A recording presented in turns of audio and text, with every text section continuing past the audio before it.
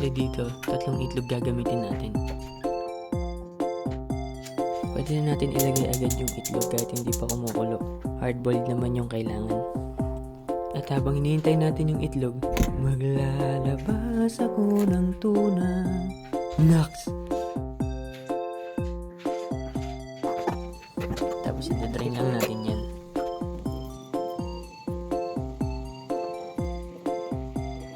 After madrain, ilagay natin sa mixing bowl.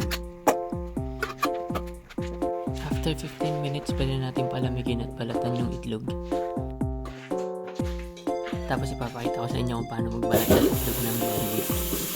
Bali, crack nyo lang yung shell, tapos tanggalin nyo lang ibabaw. Ayan, tapos dun nyo papasok yung kutsara.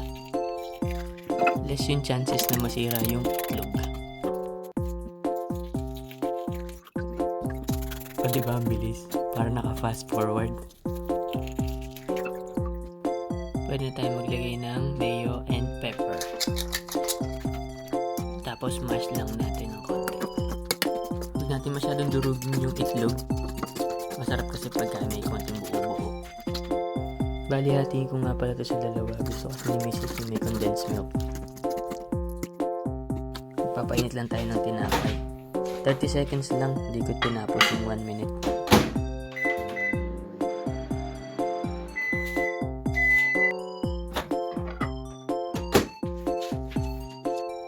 Dito ay pagpapalaman pa tayo ni Mrs.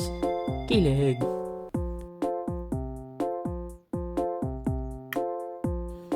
Okay, banat!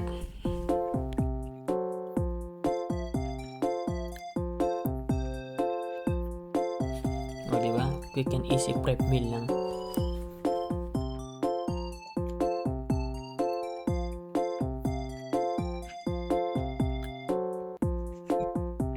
At meron na ding pangbaon si Mrs.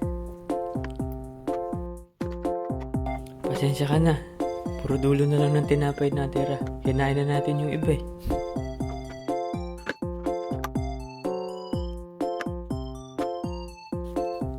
Yun lang, salamat. See you sa next meal.